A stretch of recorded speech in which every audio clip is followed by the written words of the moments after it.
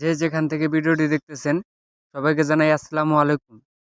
তো আজকে চলে আসলাম শশা হারভেস্ট করার জন্য। ঈদের পরে এই প্রথমবার শশা হারভেস্ট করতে আসলাম। আমার এই শশার প্রজেক্টটি আবার নতুন করে করতে হবে। শশার গাছ মোটামুটি মারা গিয়েছে। তো আজকে আসলাম শশা উঠানোর জন্য। কি পরিমাণ শশা আজকে উঠাতে পারি আপনাদের সামনে তুলে ধরব। ভিডিওটি ধৈর্য ধরে সম্পূর্ণটা দেখবেন। আমার এই শশার প্রজেক্ট থেকে আমি যা আশা করছিলাম তার থেকে আল্লাহ পাক আমাকে অনেক বেশি দিয়েছে। শশার বাজার ভালো যাওয়ার কারণে আমি মোটামুটি ভালো একটি প্রফিট এখান থেকে আনতে পেরেছি। আমার শশার প্রজেক্টটি তেমন একটি ভালো ছিল না। অনেকগুলো গাছ শশার প্রজেক্টে মারা গিয়েছিল।